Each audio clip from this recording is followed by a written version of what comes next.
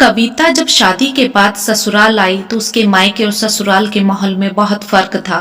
कविता के मायके में सभी रिजर्व नेचर के थे, सभी अपने काम से काम रखते और जरूरत पड़ने पर ही बात करते, इसलिए हमेशा घर में एक शांतिपूर्ण माहौल बना रहता। कविता ने कभी अपने पापा को मम्मी पर चिल्लाते हुए या ऊंची आवाज में बात करते हुए नहीं सुना था।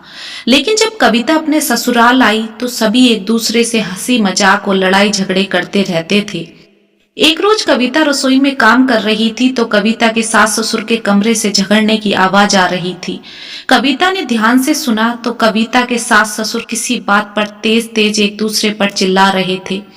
कविता को समझ ही नहीं आ रहा था कि अब वो क्या करे। कविता डर के मारे कांपने लगी। ठीक है, तो अब तू ही रहना इस घर में, मैं जा रहा हूँ, बोलकर कविता के ससुर जी घर से निकल गए। कविता अपने ससुर जी को रोकना चाहती थी, मगर वे इतने गुस्से में थे कि उन्हें देखकर कविता की हिम्मत ही नहीं हुई। कविता की सासू माँ कमरे से बड़बड़ाती हुई रसोई में आकर कविता का काम में हाथ बटाने लगी। मम्मी जी आप रहने दीजिए, आप आराम कर लीजिए, मैं कर लूंगी। क्यों कर लेगी? सारे घर का काम अकेली तेरी जिम्मेदारी थोड़ी है। अभी हम हैं तेरा हाथ बटाने के लिए। हम बैठे हुए अच्छे लगेंगे क्या? बैठकर कोई ना मोटा होता। काम करूंगी तो बीमारी भी कम लगेगी।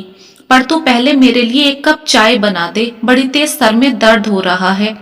इस आदमी ने तो मेरा जीवन दुखी कर रखा है।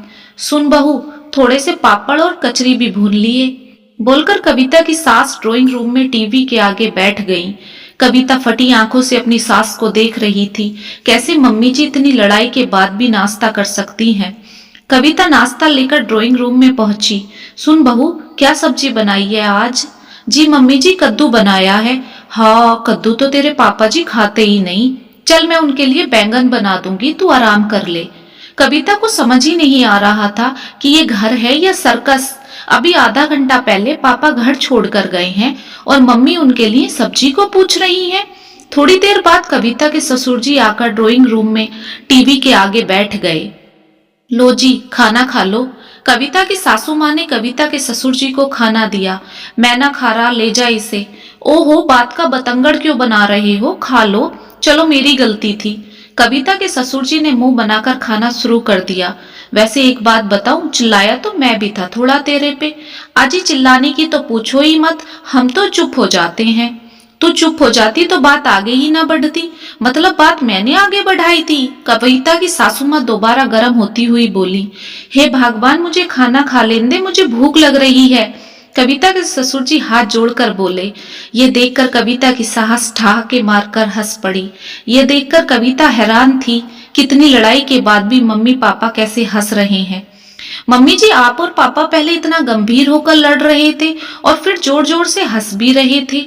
वो लड़ाई झूठी थी या हंसी मजाक झूठा था? बहू, ना लड़ाई झूठी थी ना हंसी मजाक झूठा था। घर में जब चार बर्तन होते हैं तो बचते तो हैं ही। इसका मतलब ये तो नहीं कि हम खाना छोड़कर बैठ जाएं या बात करना छोड़कर बैठ जाएं। लड़ाई गलत नहीं है, मगर लड़ाई को लंबा खींचना गलत है। आगे से तुझ में और मुझ में कभी कभार लड़ाई हो तो खाना खा लिए और मेरे लिए भी बना कर रख दिए। इतना बोलकर दोनों सास बहू हंस पड़ी। ऐसी ही पारिवारिक कहानियां सुनने के लिए मेरे चैनल को सब्सक्राइब करें।